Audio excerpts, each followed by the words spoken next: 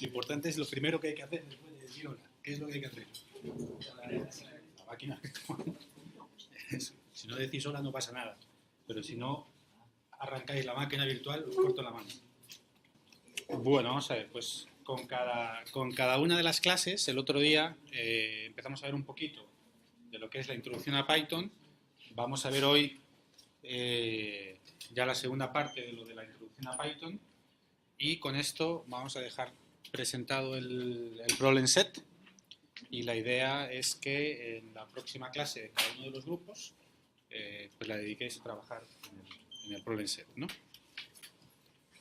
Entonces, bueno, un poquito para repasar lo que vimos el otro día.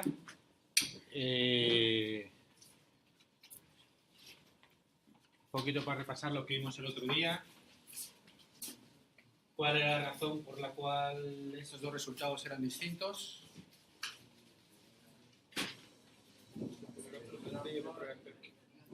Eso es. Pero de todas formas aquí estamos indicando la misma operación. ¿Y por qué Python hace cosas distintas? Él lo interpreta, ¿no? No es tan ciego, o sea, no es tan automático, tan automático, sino que mira los argumentos, ¿no? Bien, vimos cómo acceder a matrices y vectores. Una matriz, el punto shape me daba los componentes en cada dimensión. Formalmente, el punto shape me devolvía una tupla, una lista. ¿Con cuántos componentes tenía esa lista?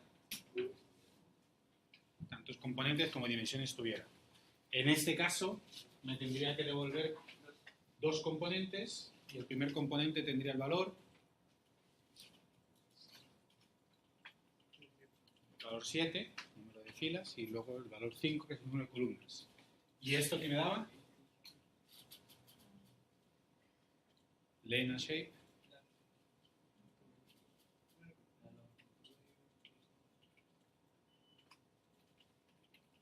Más que describírmelo, decidme el número que da. Ahí está adivinado.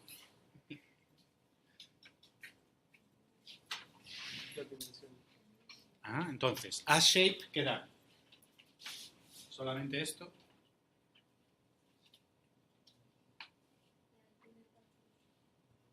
¿Cómo?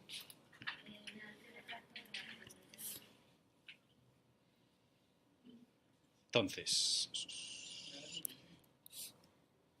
vamos a poner aquí a shape. Bueno, lo tenéis aquí. A shape es esto, ¿no? Entonces, a shape me da cuántas componentes tiene en cada dimensión, ¿no? Si fuera de una dimensión solamente me daría una, si fuera un vector, si fuera de más, pues daría más, ¿no? ¿Sí? ¿Cuál es la longitud de A? ¿Cuál es la longitud del resultado de A shape? La longitud de lo que yo le doy a shape. ¿Qué longitud tiene A shape? ¿Qué longitud tiene A shape? 2. Yo le podría poner a Len una lista con 17 componentes y me da 17. Le estoy poniendo una lista con 2 componentes y me da 2. Que la única diferencia es que esto, como sabemos que A es una matriz, esto lo interpretamos como el número de dimensiones de A. Es una manera de saber el número de dimensiones de A. Pero al final es la longitud de un vector o de una lista, en este caso. ¿Okay? Bien.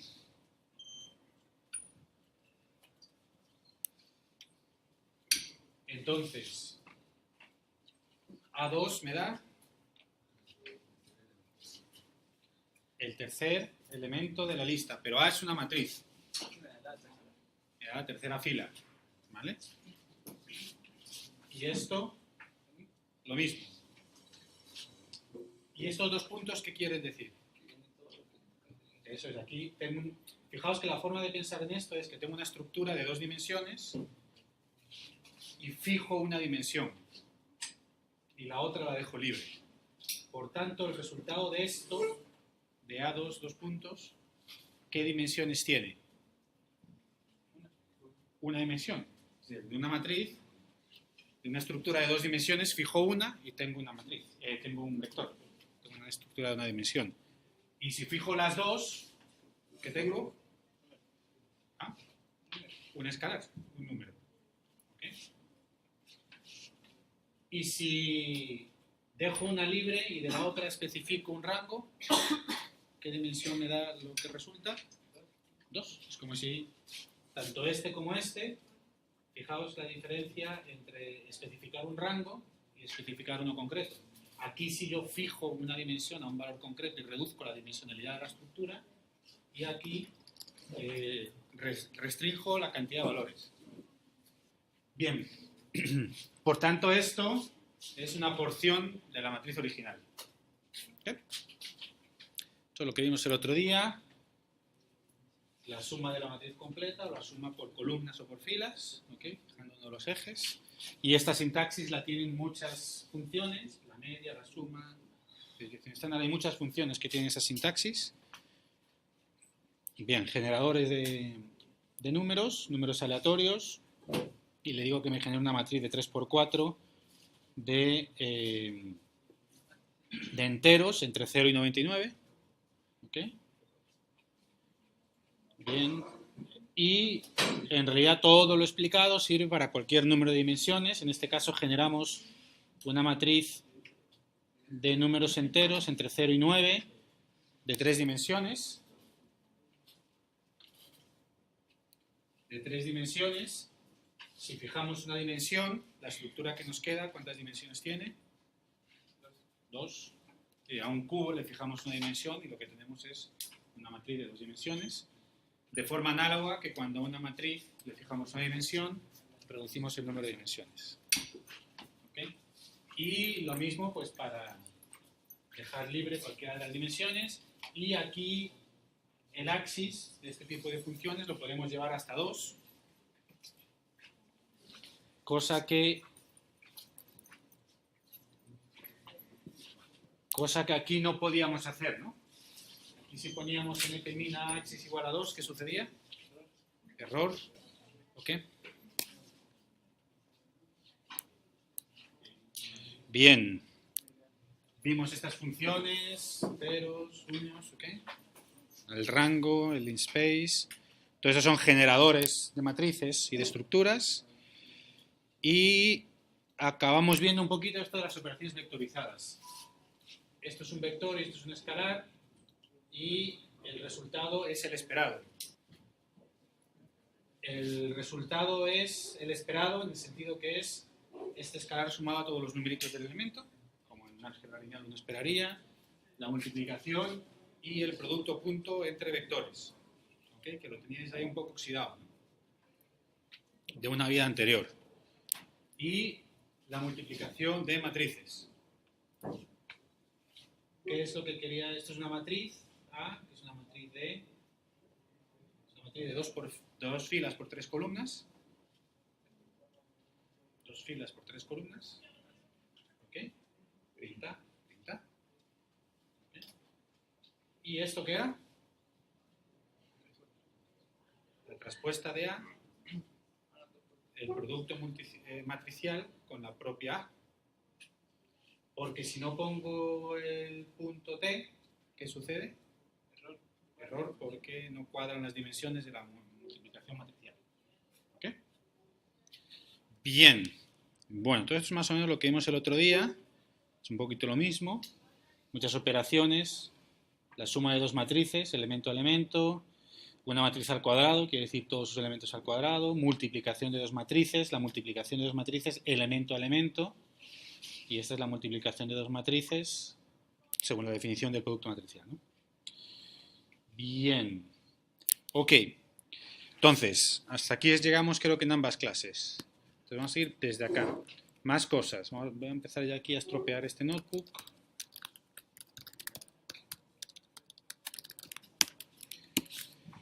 Bien.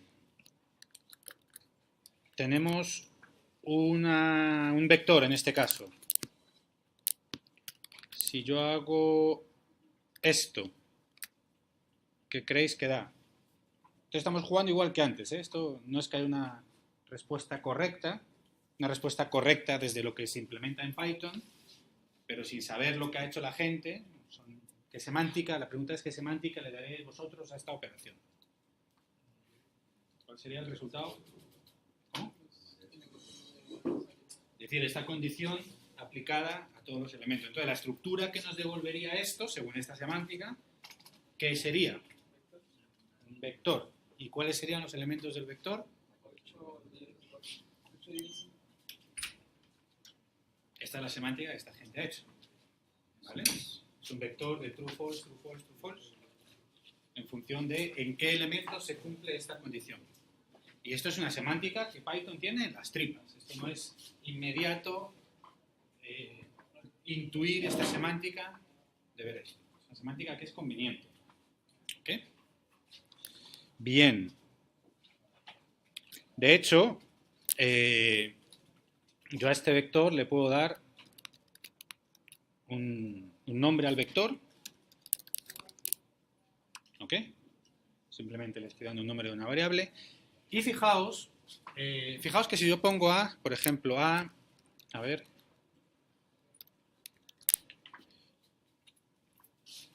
aquí estoy usando una notación un poquito nueva, en el sentido en el cual yo le estoy dando una lista de índices. Yo creo que me extraiga el que está en la posición 0, 1, en la 1 y en la 4. ¿Sí? Yo le doy una lista de cuáles son los elementos, las posiciones de los elementos que yo quiero extraer. No quiero la 0 y la 4 y la 5. ¿Ok? ¿Vale? Eso es adicional a lo que vimos el otro día. Además, como índices, fijaos que esto son 3 índices. ¿Cuál es la longitud de A?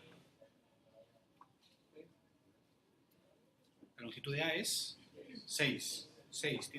La longitud de A es 6 elementos. La longitud de esto es 3. La longitud del índice es este índice que yo estoy usando. Si queréis lo podemos poner más explícito. Mi índice son las posiciones 0, 4 y 5. Y ahora quiero A de mi índice. ¿Ok?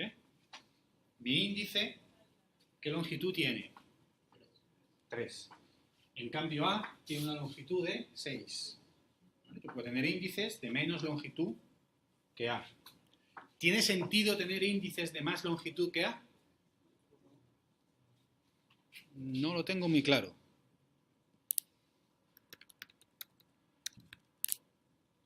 ¿Ok? Entonces, exactamente la misma longitud que A, ¿no? Si pongo, me ha salido así un poco de casualidad. Ah, no, mira, si pongo 2 veces el mismo, me lo extrae 2 veces. ¿Ok?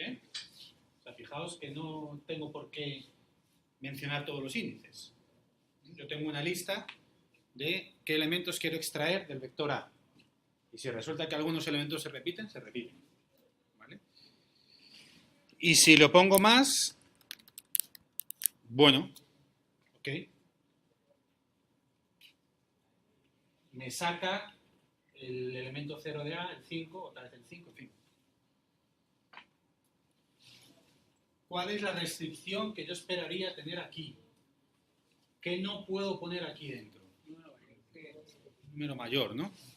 Si pongo un número mayor, eso tiene sentido. ¿Okay? Pero ya no es por la longitud del vector de índices, sino es por el contenido de un índice concreto que se refiere a un elemento que no existe. ¿Sí? Vale. Entonces, esta es una manera bastante general de extraer elementos de cualquier estructura. Y si es en 2 dimensiones, pues aquí tendríamos que poner 2 dimensiones de índice, ¿no? ¿Vale? Bien. Otra manera de extraer elementos de una estructura es dar un índice de trues y false. Pero en este caso el índice tiene que tener la misma longitud que mi estructura de datos. Entonces yo, por ejemplo, puedo decirle, esto tiene 6, true, true, false, true, false. ¿Cuántos van? 5, ¿no? Y vamos a hacerlo como... Vamos a poner el índice arriba mejor. para que sea más clarito. Ahora el índice ya no va a ser una lista de números, que podía ser más grande que la longitud del vector, sino va a ser una lista, digamos, de indicadores, ¿no?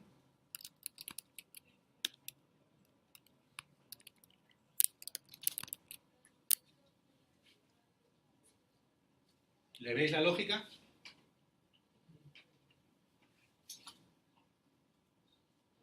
¿Por qué hay 3 elementos aquí?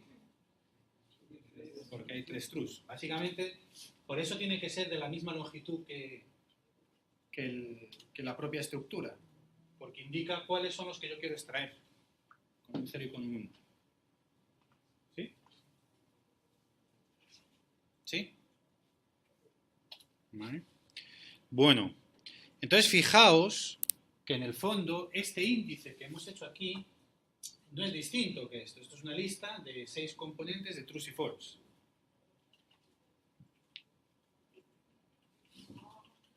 Es decir, yo puedo coger aquí i, que i, ¿por qué hay aquí un false? ¿Cómo? Porque el primer elemento no cumple la condición. ¿Por qué hay aquí un true? Porque el 8 la cumple, ¿no? Cada elemento. Entonces yo puedo indexar, me cargo este índice, y yo puedo indexar a por este índice. De la misma manera. Lo único es que el índice anterior yo me lo inventé, y este índice nuevo lo he creado con una condición. Entonces fijaos que es una manera de seleccionar los elementos de A que cumplen una condición. Que lo puedo poner de manera incluso más compacta. A mayor que 4. ¿Ok? Es una manera muy compacta y muy cómoda de extraer elementos de una estructura que siguen una cierta condición. ¿Ok? Vamos a probar una cosa.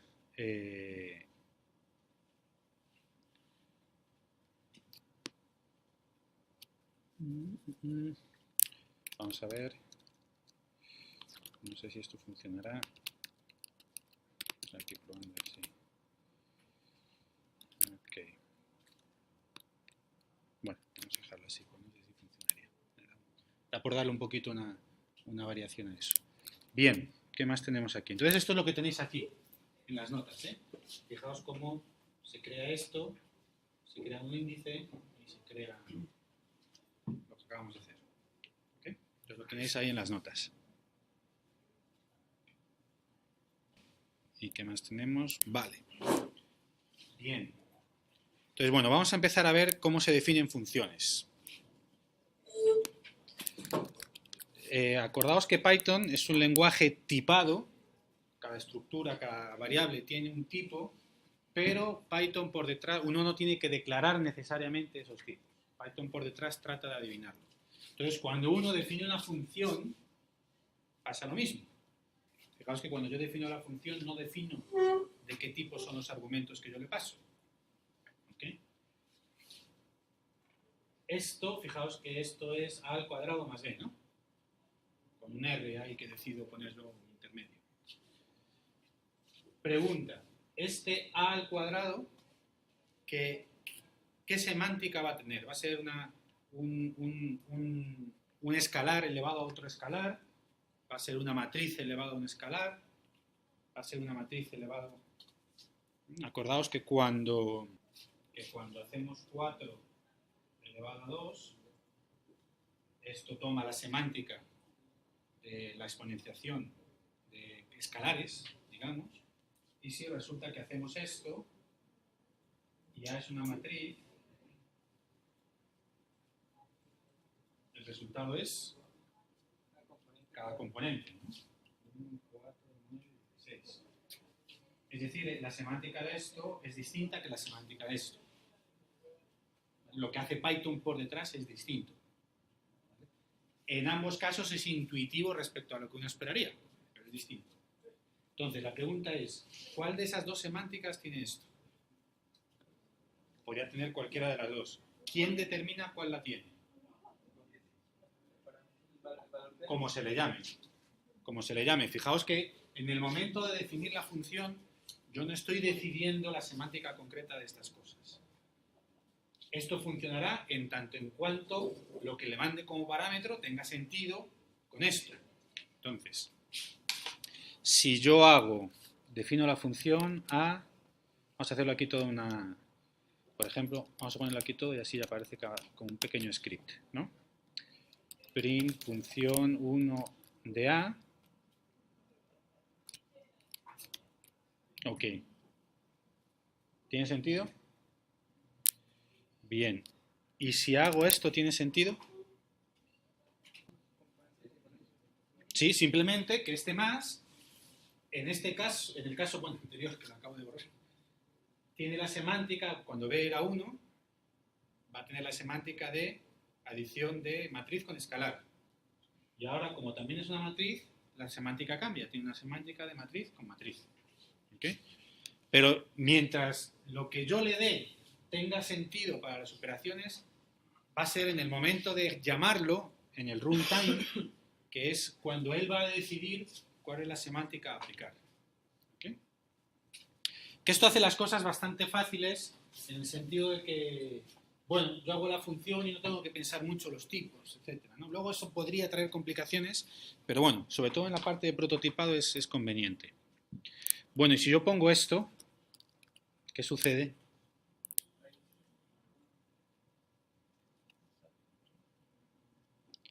¿Dónde me ha dado el error?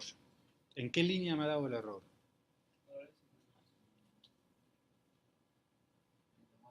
En el cuadrado, ¿no? A la hora de sumar. A la hora de sumar. Efectivamente, ¿por qué? Porque es el B. ¿Sí? Y si lo pongo al revés, ¿dónde me dará el error?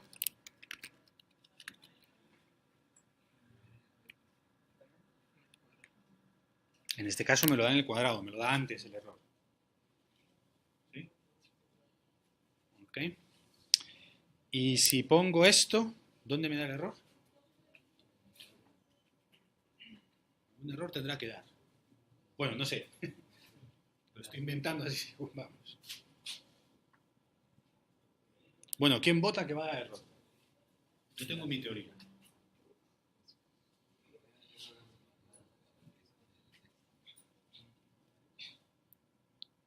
Bien. Ha dado error aquí abajo. ¿Por qué no ha dado error aquí? Porque es hola, hola, ¿no? Y ha dado el error aquí abajo. ¿Vale? Entonces, para que veáis cómo esto por detrás está jugando, jugando, no es aleatorio, pero que está tratando de adivinar la semántica de las cosas según se va ejecutando. ¿Okay? Nada me impide llamar a esto así y llamar a esto así. ¿Vale? Incluso el resultado de esto es un escalar y el resultado de esto es un vector, una matriz. Fijaos que tampoco me estoy comprometiendo a cuál es el tipo del resultado que esto devuelve. ¿Okay? Todo eso se hace como es interpretado, acordaos de lo que hablábamos de interpretado, tal, como es interpretado, todo esto se va decidiendo sobre la marcha. Que esto es conveniente, sobre todo para lenguajes para prototipado. Lo que hablábamos el otro día. Yo quiero preocuparme de pensar lo que tengo que hacer y no de romperme la cabeza con la implementación. Entonces, el prototipado está bien. Cuando uno hace ya un sistema grande, este tipo de cosas, pues a veces pueden ser propensas a errores. Porque si yo determino el tipo del valor de salida de una función, como lo hago en C o en Java, el compilador puede chequear si quien la está llamando lo está llamando bien. O de los argumentos, ¿no? En este caso no es el caso. ¿Vale? Bien. Por ejemplo, hagamos lo siguiente.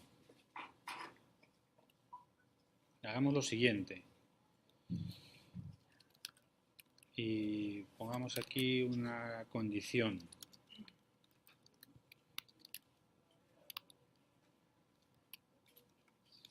Por ejemplo, si es mayor que 10 se suma y si es menor o igual que 10 se resta.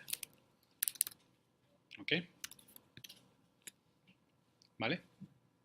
Okay. Bueno, una manera de poner esto más cortico es R más igual a B, esto es equivalente, y R menos igual a B. ¿Okay? Es más, yo podría poner aquí, por ejemplo, y aquí, ¿vale? Se ve, ¿no? La estructura del if, en fin, sabéis, cualquier otro lenguaje. Pregunta, ¿cómo sabe él que el if se ha acabado aquí? O que el else se ha acabado aquí, que este return no está dentro del else. Por las tabulaciones. Python es un lenguaje indentado. Quiere decir que la estructura, la sintaxis, la delimitación de los elementos de sintaxis, como es por ejemplo lo que está dentro del if y lo que está dentro y fuera del else, y lo que está dentro, por ejemplo, ¿por qué este print no está aquí dentro? No forma parte de la función. Simplemente porque tiene el mismo nivel de indentado mayor. Esto se hizo así para que el código fuera un poquito más limpio.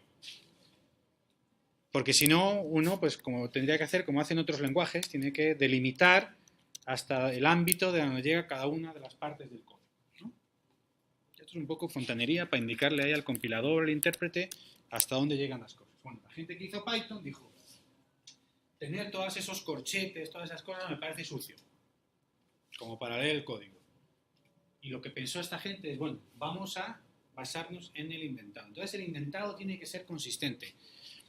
Él no me dice, aquí yo creo que hay 1, 2, 3, 4 espacios, que es lo estándar para el indentado. Pero él necesariamente, él no me dice que tenga que haber 4 o 2 o 1 o 3 o 25. Él lo que quiere es que yo sea constante, que yo sea consistente. Entonces yo podría poner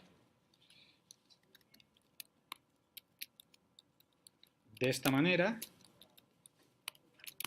y esto funciona igual. ¿Okay? Que el editor me lo pone en rojo porque me está diciendo, oye, que normalmente usamos 4 espacios para el indentado. Pero eso no es sintácticamente incorrecto. Es una cuestión de convención. Nada más. Bueno, yo como soy, no me gusta ver cosas en rojo, simplemente le hago caso. ¿Ok? Funcionalmente es lo mismo, sintácticamente es correcto. Ahora, si yo hago esto,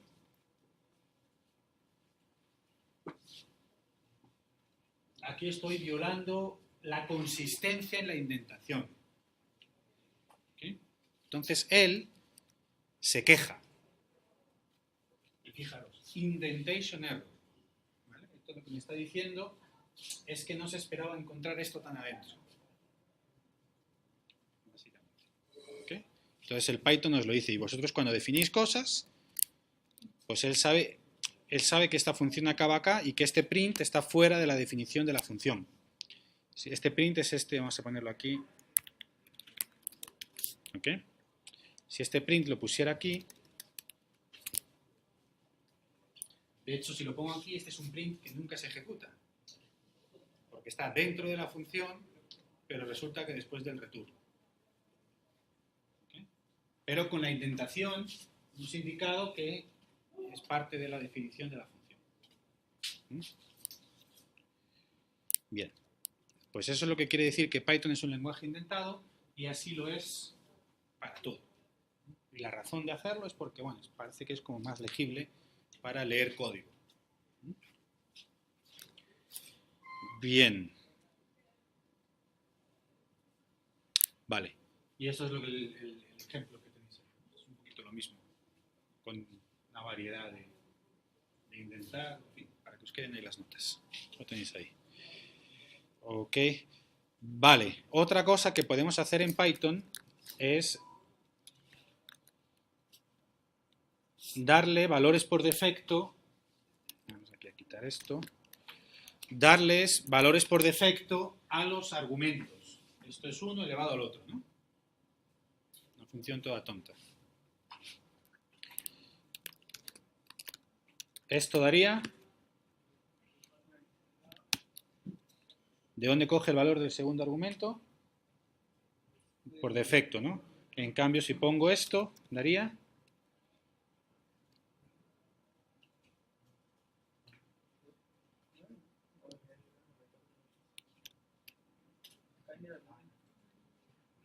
¿Vale? Es decir, si yo uso el segundo... Al poner esto así, yo me puedo permitir la licencia de no especificar el segundo argumento. ¿Okay? Que si lo uso, entonces ya no se usa este valor por defecto, sino el que yo ponga. Fijaos que si yo no le pongo un valor por defecto, esto funciona exactamente igual, pero si yo trato de hacer lo que hice antes, me dice que tengo que darle los dos argumentos porque ninguno tiene valor por defecto. ¿Okay? Podría hacer lo mismo aquí, darle un valor por defecto al primer argumento. ¿Okay? Pero Python quiere que primero le dé los argumentos, le defina los argumentos que no tienen valor por defecto y luego los que tienen valor por defecto. Hay que hacerlo en orden. Pues para que cuando yo le llame, él sepa qué hacer. ¿Okay? Porque es la manera que tiene de saber... La manera que tiene que saber de que este 3 es X es porque el otro es por defecto. Y viene después, ¿no? Igualmente, yo podría explícitamente nombrar los argumentos cuando yo llamo a la función. ¿Okay? Si yo le pongo nombre a los argumentos, a él ya, como él ya sabe cuáles son, le da igual en el orden en el que se lo pongo. ¿Okay? Y esto está bien, sobre todo, bueno, aquí está todo en el mismo, dos celdas, es una cosa muy sencilla, pero haceros el caso que esto es algo que viene definido en alguna otra librería por ahí, y uno mira la documentación de la librería y dice, el primer argumento es la talla del tipo que atracaron a no sé dónde, el segundo argumento es no sé qué. Y es más, yo cuando llamo a la función, vamos a volver a ponerla en el orden en el que estaba, yo puedo llamar a la función así o yo puedo llamar a la función así.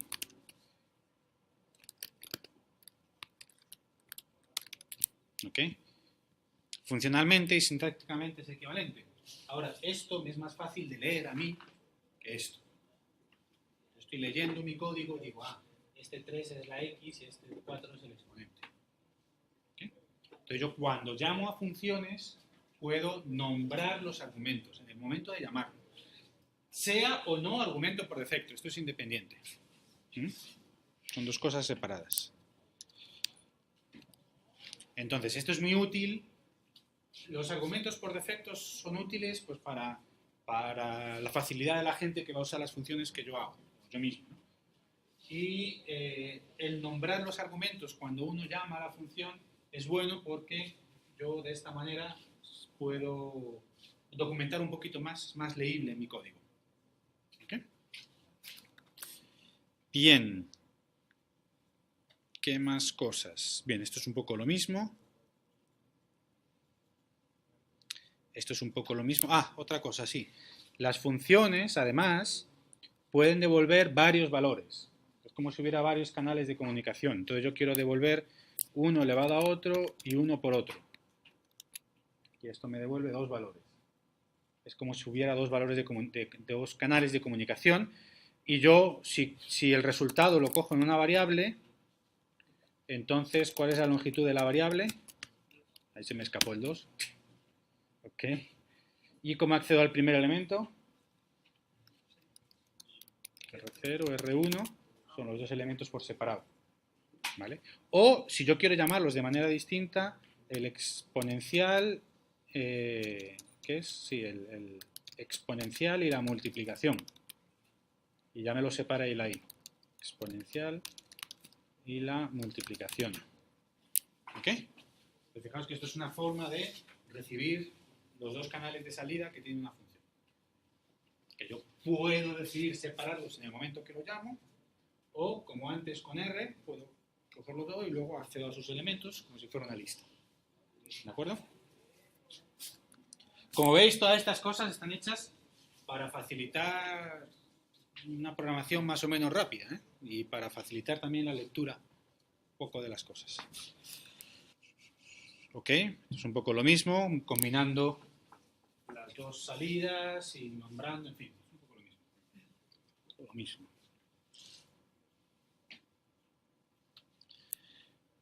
Vale. Bueno, para hacer bucles, vamos a poner esto aquí. La noción de bucle es un poco distinta de la que hay en Java y de la que hay en C. En Java y en C uno dice, quiero un bucle desde 1 hasta 37, añadiendo 1 en cada iteración, ¿no? I más, no sé qué. ¿Vale? Aquí no, aquí un bucle es por una lista de elementos. Entonces yo tengo una lista y yo lo especifico de esta manera. Por cada elemento de la lista, el bucle, cada ejecución del bucle y tiene el valor de un elemento de la lista. ¿Okay? Es una aproximación un poquito distinta, hay que acostumbrarse un poquito a ver esto de otra manera. Si quiero hacer un bucle entre 0 y 10, que yo haría desde i igual a 0, i menor que 10 y más, aquí tengo que generar una lista. ¿Cómo genero una lista de 0 a 10? Por ahí estaba, ¿no? Range 10. ¿Vale? For in. ¿Ok?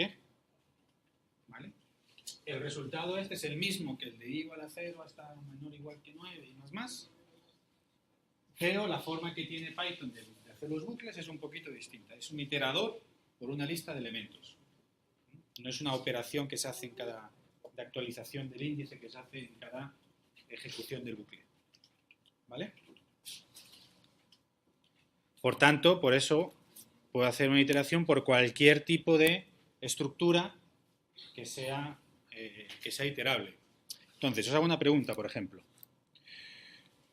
Vamos a ver. Vamos a coger este A que teníamos.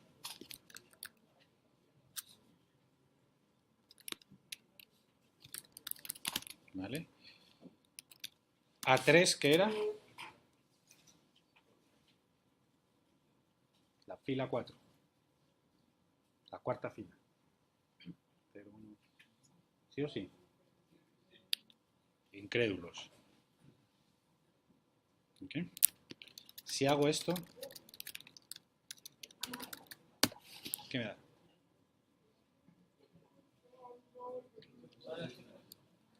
Vamos a ponerlo así para que... ¿Vale? Me hace un bucle por las filas. Es decir, por la primera estructura de los elementos que esto tiene. Es bastante versátil, pero hay que entender esta semántica. Si quieres para todos los elementos, tú al final tienes que convertir tus elementos en una cosa que sea iterable toda. Tienes que convertirlo primero. Formas de hacer lo que tú dices. Por ejemplo, una forma que tengo yo de hacer esto un poco más primitiva, yo podría hacer in range a shape 0.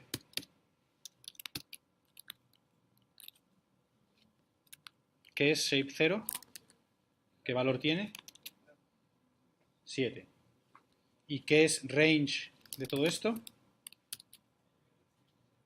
Del 0 al 7 o del 0 al 6. Por tanto, esta es otra forma de hacer el bucle en el cual yo genero una lista con tantos elementos como filas tiene y entonces el valor de i ya no es cada componente, sino un índice. ¿Se ve? ¿Sí? Por allí, por el fondo sur.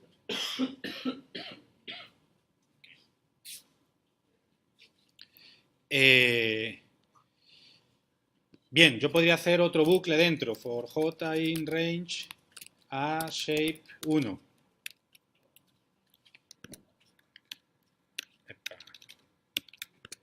Y entonces accedo así a todos los elementos de forma clásica con un bucle, ¿no?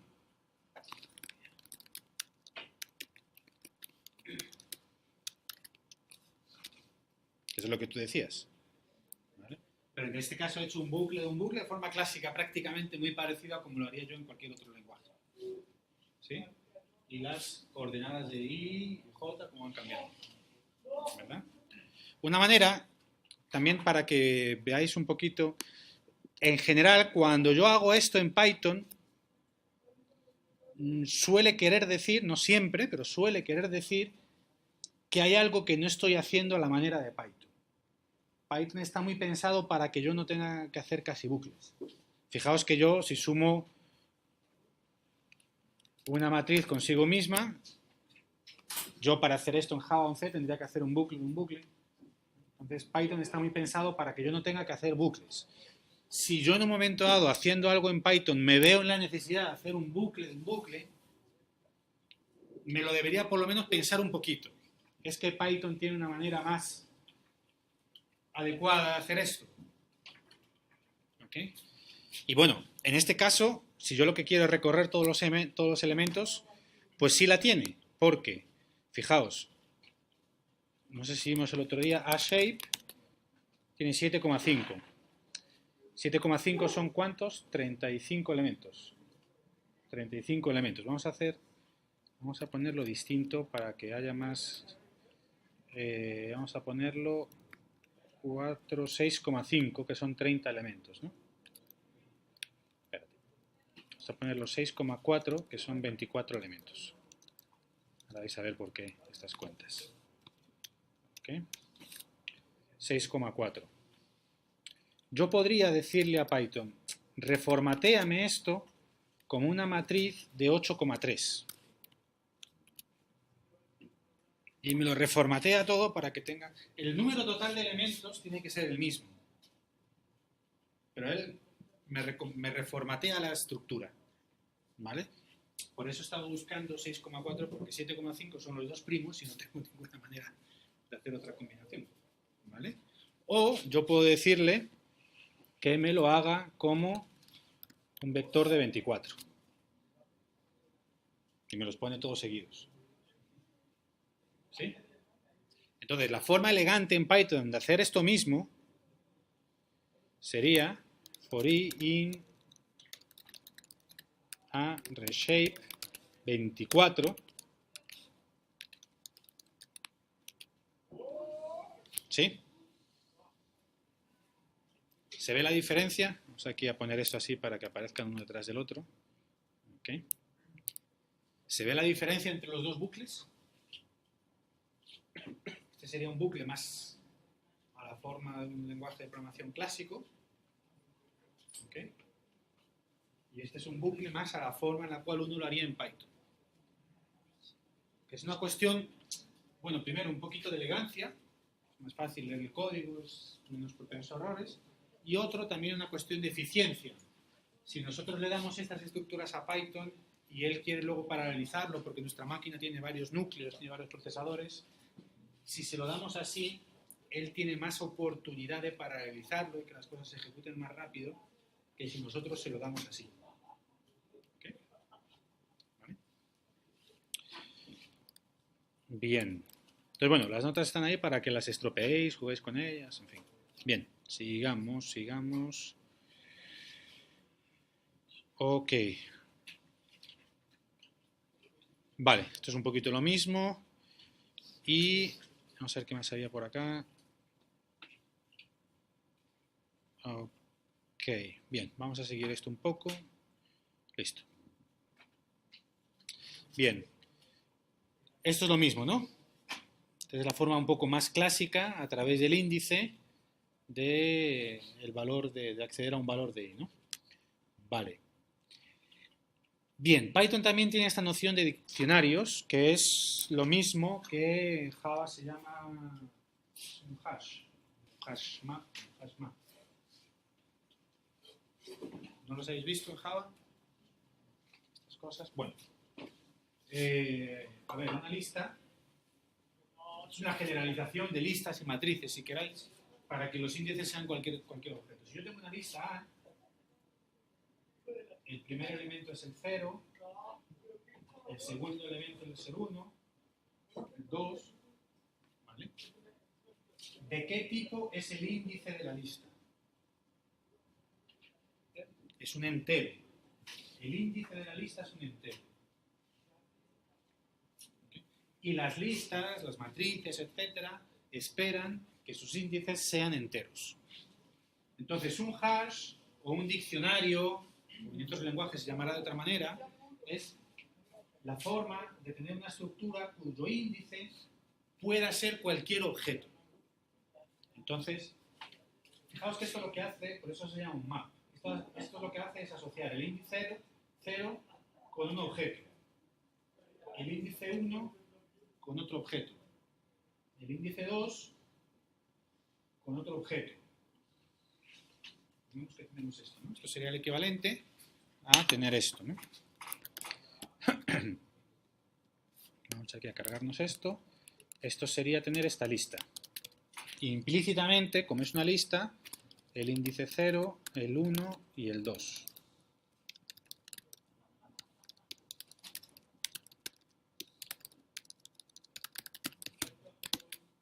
¿Vale? Esto es lo mismo. Implícitamente, con la definición de A, lo que hemos hecho es asociar el 0 con el objeto hola, el 1 con el objeto 2, que es un entero y un antes. ¿Vale?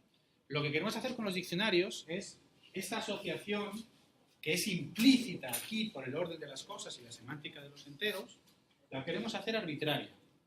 Entonces, por ejemplo, a mí me gustaría que este índice fuera accedido a través de un objeto que se llama salud. ¿Okay? Y este otro índice fuera un objeto que se llama 37. Y este otro índice fuera otro objeto que puede ser, bueno, vamos a hacerlo aquí, vamos a ponerlo distinto, porque no tiene que ser el mismo. Cantidad, pongamos.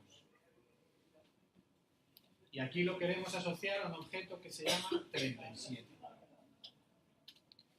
Es la generalización de usar enteros como índices a usar cualquier. Ahora, cuando usamos esto, lo bueno de cuando usamos enteros es que no tenemos que explicitar que el 0 es este, el 1 es este, el orden ya nos lo da, ¿no?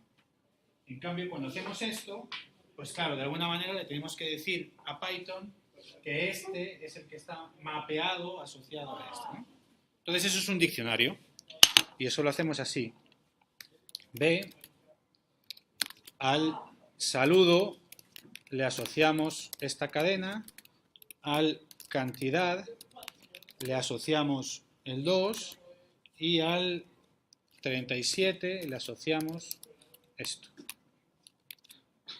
¿Vale? Y ahora funciona de la manera esperada. A saludo, B saludo, ¿ok? Y B 37. ¿Vale? Fijaos que la sintaxis es exactamente la misma que con las listas, con las matrices. Lo que pasa es que aquí es un objeto cualquiera de Python. En este caso estamos usando cadenas y enteros, pero puede ser un objeto cualquiera. ¿De acuerdo?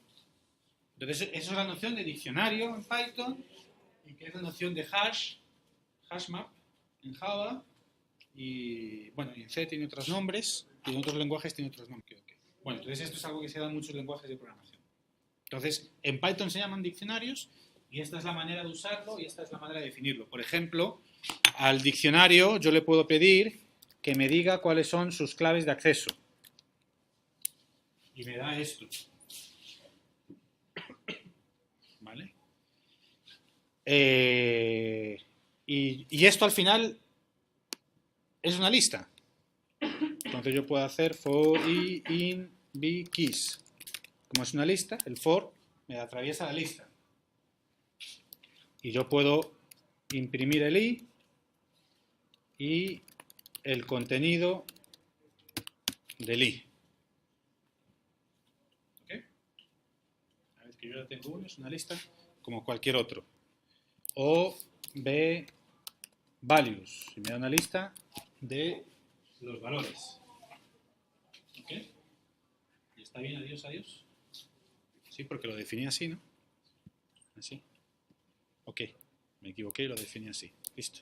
Después de eso ya no se pueden acceder por índice normal. ¿Por enteros? No. No, tú lo que podrías hacer, sí, porque él no tiene esa asociación. Tú lo que podrías hacer, yo tengo mi bkeys, ¿cómo accedo a la segunda clave? Esto es una lista, ¿no? Bkeys, bueno, 1 en este caso, empezando en 0. Aquí yo estoy accediendo a la segunda clave. Y ahora yo sí le puedo decir, quiero acceder al contenido, de al objeto asociado a la segunda clave. Pero bueno, esto es raro hacerlo, ¿eh? Un poco para que veas la completud de las cosas. Pero esto simplemente es porque yo tengo una lista, accedo al primer elemento y eso lo utilizo para indexar el propio B. ¿Sí? ¿Se ve lo que he hecho? Pero en fin, la respuesta a lo que tú preguntas es no. No se puede. Esto es una arducia así un poquito para tratar. Porque fíjate que incluso una de las cosas, aquí yo lo he definido, a ver, fíjate en el orden en el cual yo lo he definido aquí, 37, cantidad, saludo, las llaves, y fíjate el orden en el cual me las da él aquí. ¿Okay? Él no me garantiza el orden. Entonces, esto en sí, yo en realidad, aunque yo haya definido esto así atornillado aquí, como, esto no me garantiza, yo no sé cuál va a ser la primera o la segunda llave, porque yo no sé en qué orden él me los va a guardar. Si quisiera, ya para liarme más, podría ordenarlas y garantizar que siempre están en el mismo orden. ¿Ok? Pero bueno, estas cosas ya suelen ser raras cuando las tengo que hacer. Bien. ¿Vale? Entonces esto es lo que tenéis aquí. Ah, ¿cómo sé yo cuántas? A mí me dan B y yo no sé cuántas. Aquí hay 3, pero yo no sé cuántos elementos tiene. ¿Cómo sé yo cuántos elementos tiene B? Yo me jugaría un len B. ¿Ok? Tiene sentido. Un len B keys, ¿cuánto debería de dar? 3 y un len B values también, ¿no? En un momento dado yo puedo querer añadir un nuevo miembro.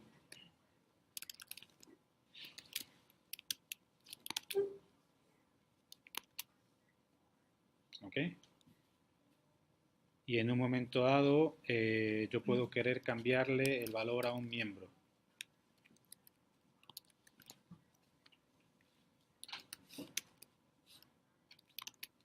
¿Ok? Entonces uno juega con eso. Y no me acuerdo, a ver, yo creo que uno podría borrar un miembro del B37. ¿Ok? Y si le pone el índice a uno que a otro no. O sea, por ejemplo esto.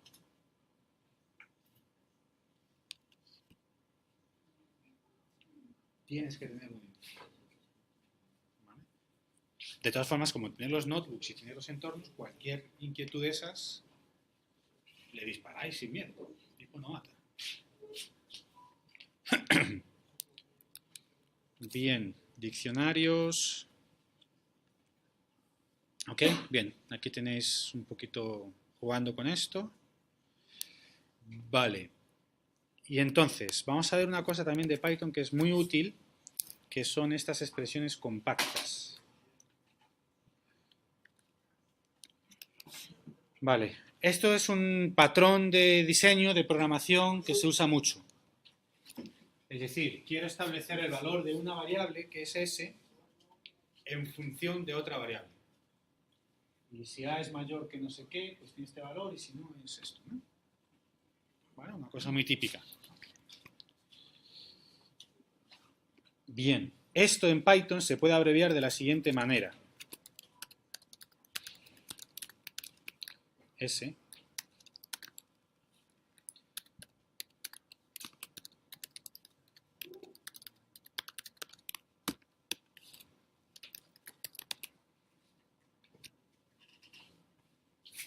que es casi como una librería. Quiero que ese sea texto, si A cumple tal y si no tal.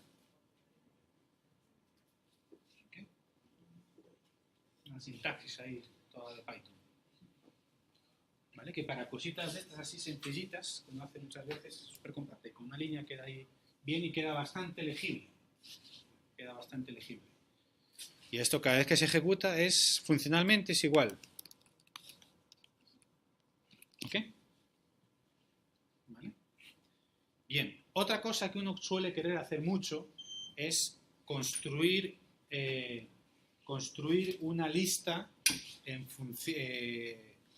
transformando otra lista. Por ejemplo, yo tengo una lista de... ni hola ni adiós, ¿no?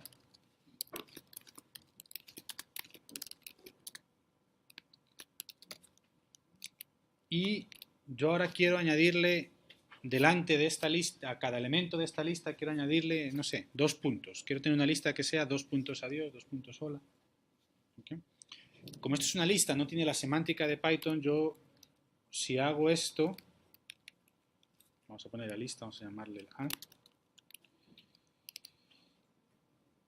A mí, bueno, una posible semántica sea que este más funcionara con todos elemento, ¿no? Pero me parece pedir demasiado. Porque estoy tratando de sumar una cadena con una lista. ¿Vale? Me da error. Si hago esto, no me da error porque ya estoy sumando una lista con una lista y concateno las 2 listas. Pero bueno, no he solucionado lo que quiero. Yo quiero añadirle 2 puntos delante a todos. Bueno, pues una manera de hacerlo es crear una lista vacía y ir añadiéndole de cada elemento esto. ¿Sí? ¿Vale? Una lista vacía y vamos añadiendo el append, le añado un elemento a la lista. Y ahora ya sí, como estoy accediendo a los elementos, ya el más tiene la semántica de concatenar cadenas. Bien, esto es una cosa que se hace mucho en Python. Bueno, y en muchos lenguajes.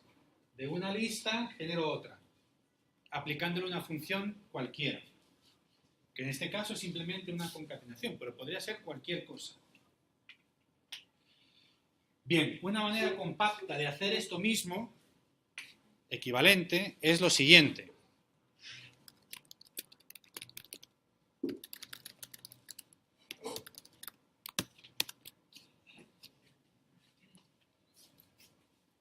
Esto es esto. ¿Se ve? ¿Se le ve el sentido, más o menos? Esto, yo la primera vez que lo vi dije, esto parece como un milagrito, esto funciona así. ¿Okay? Pero en fin, el tipo sabe que esto es un bucle y entonces, en fin. ¿No? Entonces, tiene estas 2 abreviaciones de cosas que son como muy compactas y ayudan mucho a que el código pues sea legible, ¿no? Suelen ser cosas de fontanería que uno tiene que hacer, una operación, una lista, en fin, cosas de esas. Eso ayuda mucho a que el código sea legible. ¿Ok? Bien. Y esto lo tenéis acá.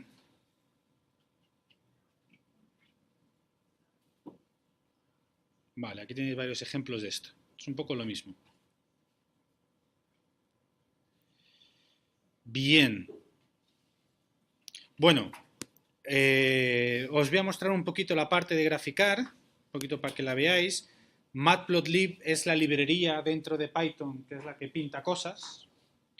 Y entonces, bueno, veis, lo importo como PLT, el alias que le doy, igual que a NumPy le doy NP y a otros le doy otras cosas, pues, y a partir de aquí tengo plots para hacer las líneas y scatter para hacer puntitos, ponerle leyenda, en fin, decorarlo, arreglarlo, ¿no?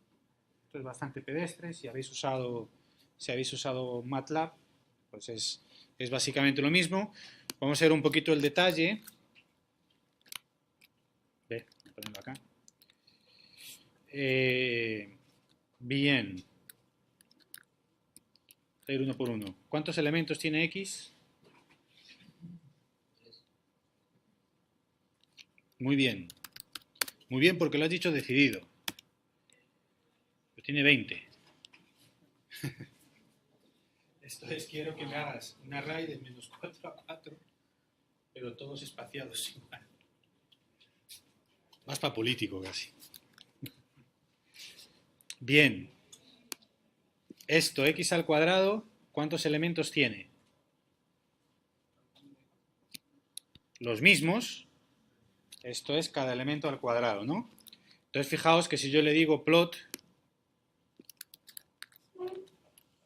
yo le digo una función, ¿cuáles son mis x y cuáles son mis y? Ok. ¿Sí? ¿Se ve que esto corresponde a lo que acabamos de hacer? Estoy un poco incrédulo. ¿Cuál es esta función? Vamos a hacerlo más explícito. Vamos a hacerlo más explícito. Vamos a definir la función.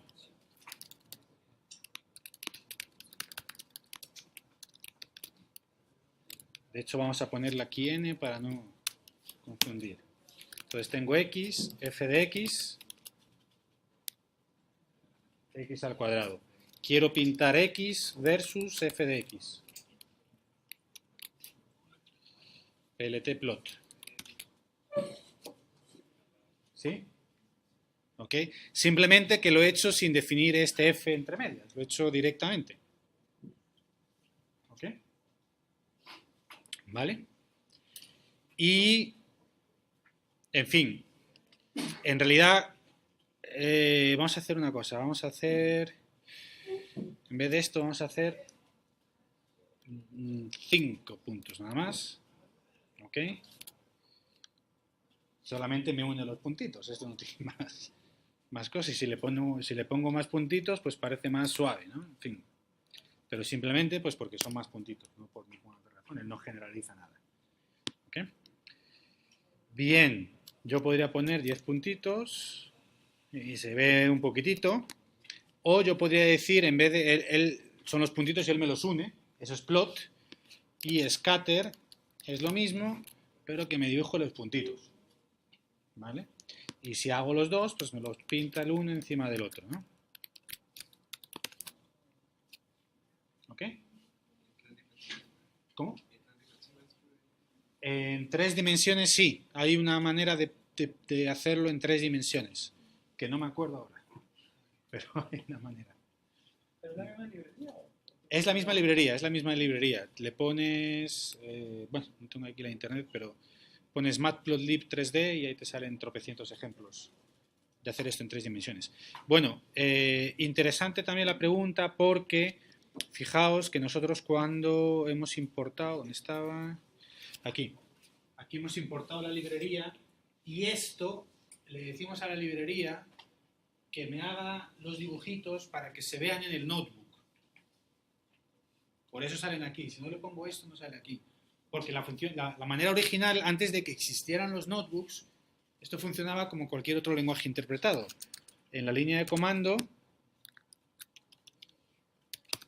yo tenía mi intérprete. ¿Se ve ahí más o menos? Ok.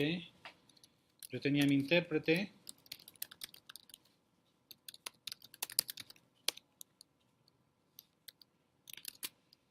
np space menos 4, 4, 10. Ok.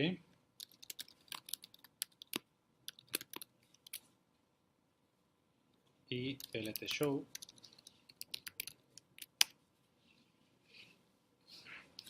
Y me sacaba una interfaz en el cual yo podía moverme. Esto existe, ¿no? ¿Vale? Puedo aumentar. ¿Ok? Me da una cierta interactividad. Y esto es el matplotlib original de siempre. Lo único que cuando salieron los notebooks, pues lo normal es que a mí me gustaría ver aquí lo que antes veía en el otro lado. Pierdo la interactividad. Una imagen fija, ¿okay? Pero la tengo aquí en el notebook. ¿Okay? Entonces, cuando tú haces lo de 3 dimensiones, aquí te sale igual, pero si lo haces acá te sale... Si lo haces acá, pues puedes navegar en 3 dimensiones por lo que sea que tienes. ¿Okay? En cambio aquí te sale una imagen fija, representada en 3 dimensiones. ¿Vale? Bien, entonces bueno, vamos a usar mucho este tipo de cosas. Bien. Bueno, por ejemplo, para que entendáis un poquito esto. ¿De dónde me sale esta línea roja? De este, ¿no? Fijaos que estos dos son lo mismo que acabo de hacer, uno para que me uno los puntos y otro para que me dibujo los puntitos. Esto es muy rupestre. ¿No? Y esta, pues igual, pero con x cubo, y por eso me sale así. ¿Vale? Y lo único que cuando lo pinto le doy una etiquetita y entonces cuando le pongo el legend me lo pinta ahí bonito. Y hasta establezco cuáles son los límites de lo que yo, desde el menos 2 hasta el 2 y desde 20 hasta el menos 20. Okay. Y hay 1000 funciones por detrás del PLT, pues para hacer muchas cositas por aquí, cosméticas y menos cosméticas. Eso se hace en grafiquitos así de bastante calidad, con este tipo de cosas. Bien. Bueno, distinto. Aquí le he puesto que la figura sea más pequeñita, 5,3 centímetros, lo que sea, que se mide eso. Vale. La línea negra, ¿qué instrucción me la está pintando? La línea negra, pues esa. ¿Vale? Y los puntitos verdes, el green. Y ahora, dos preguntas. Los puntitos rojos, ¿quién me los pinta? La última. ¿Y dónde los genero? ¿Vale? ¿Cómo consigo que el ruido tenga esta forma? Bien, random era la distribución uniforme, ¿verdad? Random, que además le digo, XR es este, el namespace. ¿Cuántos elementos tiene XR? Con decisión. ¿Cuántos números aleatorios yo voy a crear? 100. Estos números aleatorios es una distribución uniforme. Son números aleatorios entre qué número y qué número. Entre 0 y 1. Y al hacer esto, ¿qué hago?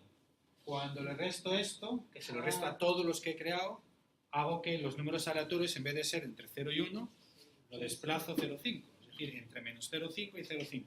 Y cuando le meto esto, ¿qué hago? Entonces los números aleatorios, al final, después, todo esto, los números aleatorios que yo genero son entre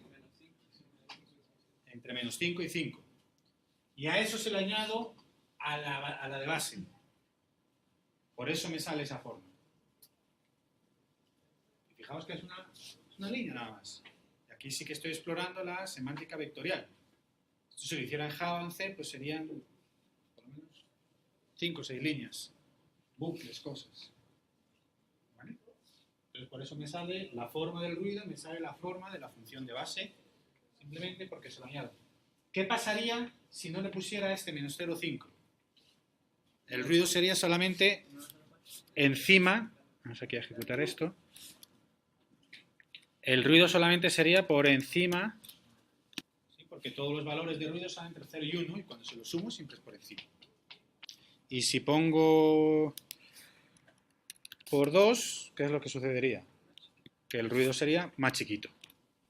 ¿Vale? Bien. Bueno, vamos a ver otra cosa que no están en las notas porque se me olvidó y es un poquito, no es que lo vayamos a usar mucho en el curso, pero es un poco para ilustrar la naturaleza funcional de Python. Y la naturaleza funcional es en el sentido en el cual, sin entrar mucho en detalle, es en el sentido en el cual las funciones en Python son objetos como cualquier otro objeto de Python, como cualquier otro array, escalar, número. Entonces, podemos inspeccionarlos, podemos pasarlos como argumentos, podemos hacer lo mismo. Entonces, yo defino una función, o como lo he hecho antes, ¿Ok? Él me dice que f es una función. De la misma manera,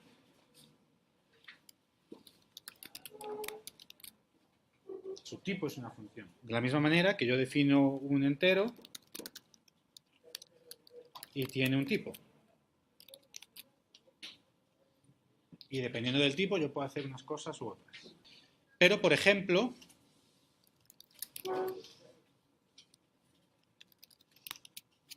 si yo imprimo un entero es su valor, y si yo imprimo una función, bueno, pues es una declaración de función ahí. Y una función tiene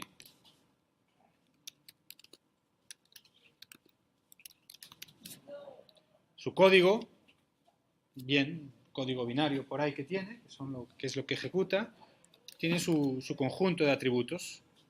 Tiene un nombre, esta función. ¿Ok? Tiene un doc. Que yo creo que esto en este caso, la forma de...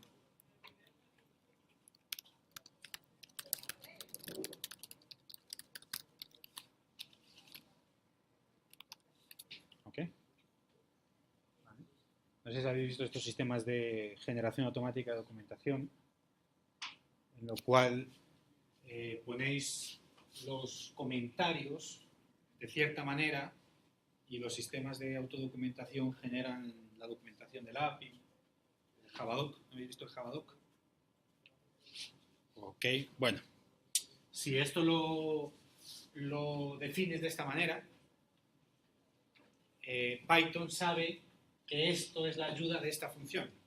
Entonces, por ejemplo, cuando yo le digo, de la misma manera que yo le puedo decir help npsum y me dice, yo le puedo decir la función que acabo de crear, helpf, y él me da lo que él ve ahí dentro. Entonces, es una forma como muy sencilla de autodocumentar dentro del sistema de ayuda de Python el código de uno mismo. Bien.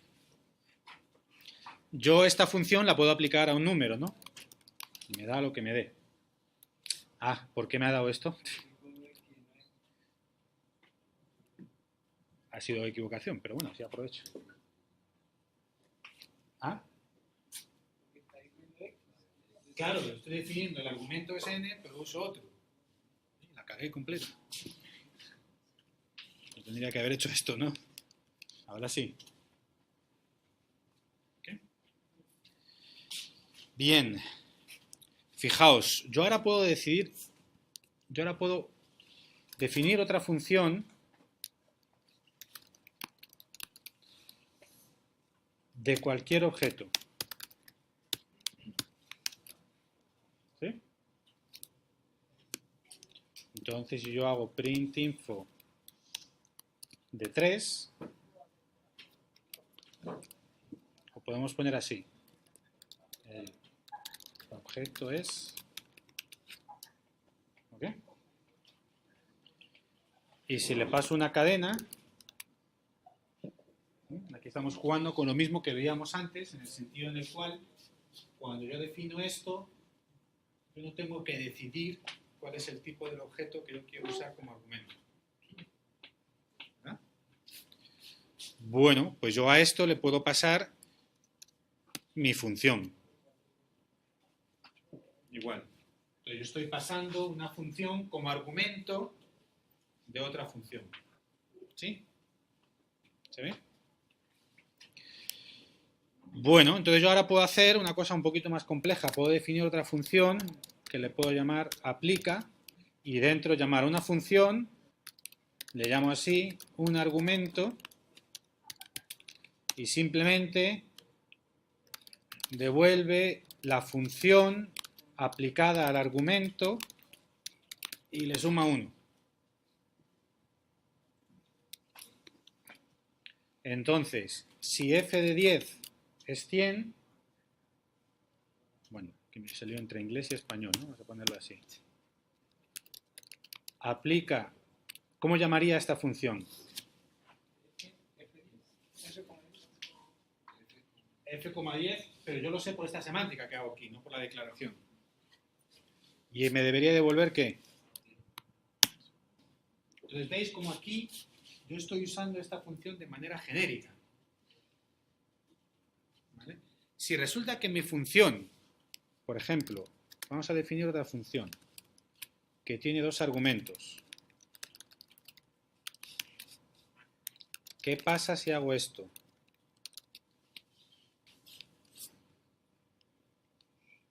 Me da un error precisamente aquí, porque a través de esto estoy tratando de llamar a esta función con un solo argumento.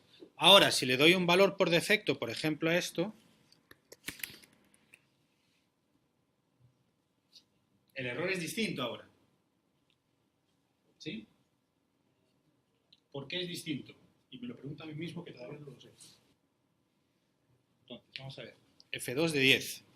Ah, ya, pero porque...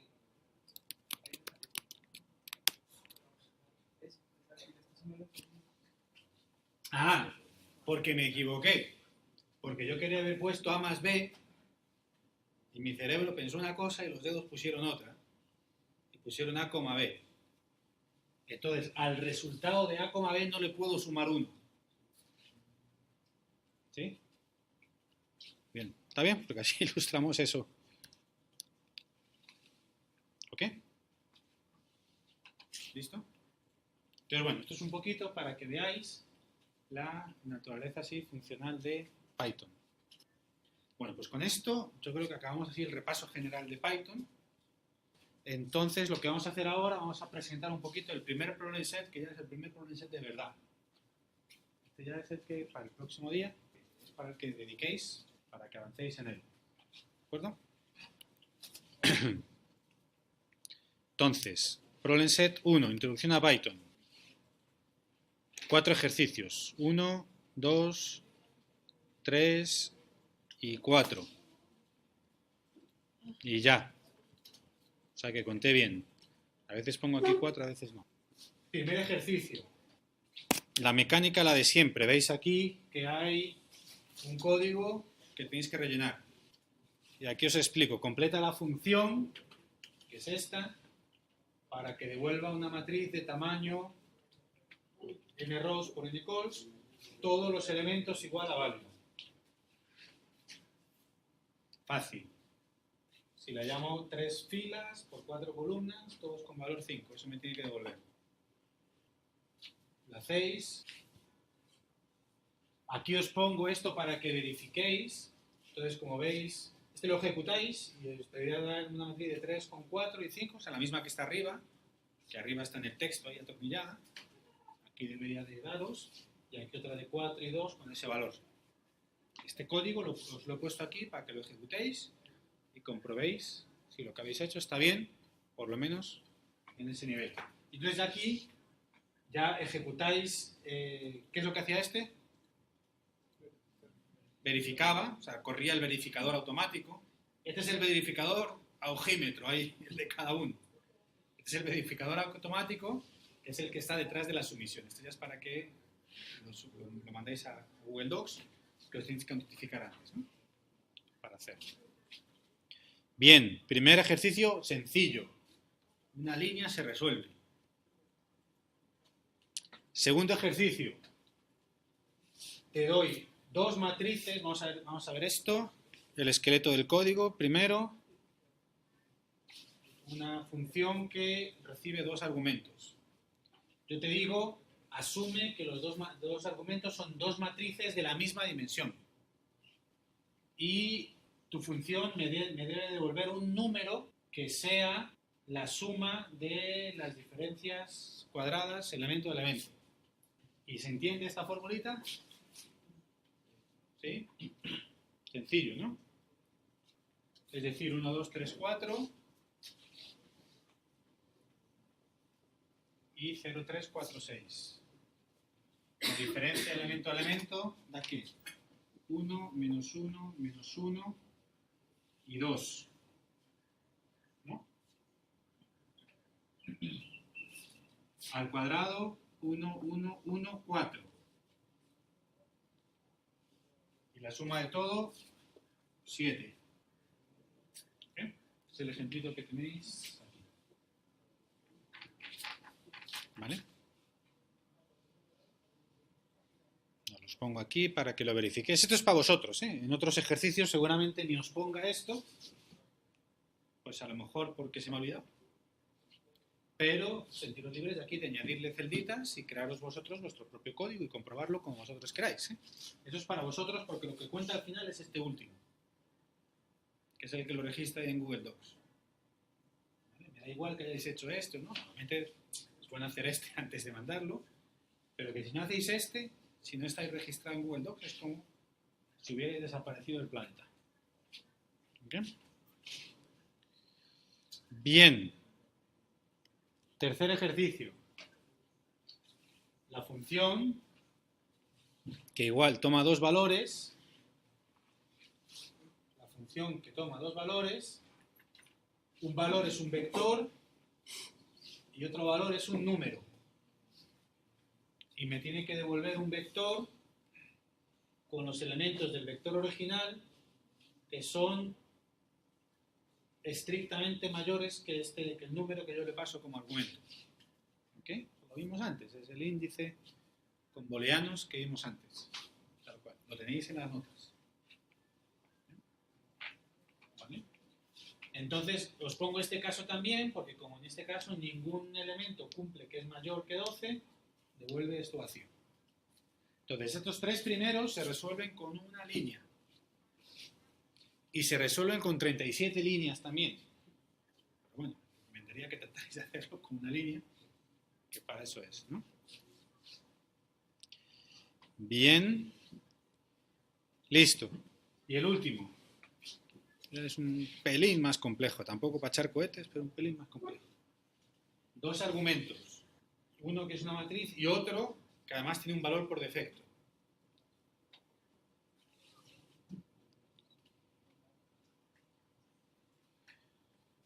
Entonces, dada una matriz, que es el argumento, y el otro que viene por defecto, si el segundo argumento es columnas, la función me tiene que devolver una tupla, una lista, con dos elementos. El primer elemento es una lista de promedios por columnas, y el segundo elemento es una lista de desviaciones estándar por columnas. ¿Os acordáis del NP-MIS, Axis, no sé qué, que vimos por ahí en las notas? Si resulta que el eje es filas, pues la tupla tiene que devolver los promedios y las desviaciones por filas. ¿Ok? Si la dimensión de la matriz, que le he llamado M, pero bueno, esa no es 2, es decir, es una matriz que es un vector, o es una matriz que tiene más de 3 dimensiones, es un cubo, lo que sea, tiene que devolver la tupla non. Non es el equivalente al null de Java, o de C. Y si eje no es ni filas ni columnas, también tiene que devolver eso. ¿Okay? Entonces esto ya hay que hacerlo por lo menos con 4 o 5 líneas de Python. Un if, ejes, filas, return, no sé qué, en fin. Entonces, fijaos. Si se llama, vamos a ver, aquí tenéis ejecuciones de ejemplo. Si lo llamo de esta manera, es una matriz, que no estoy usando el segundo argumento, con lo cual el segundo argumento está cogiendo el valor por defecto.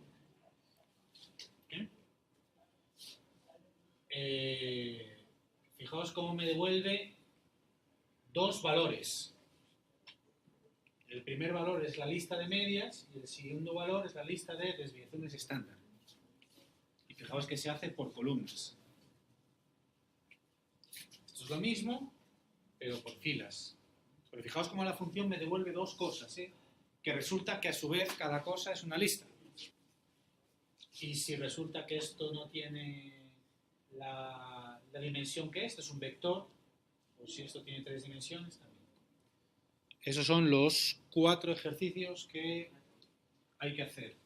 Bien, aquí os recuerdo que el operador de comparación es el igual, ¿no? Igual solamente es la asignación. Bueno, estos son los 4 ejercicios que hay que hacer de este primer problem set. Igual, aquí os pongo el codiguito para que vosotros juguéis. ¿De acuerdo?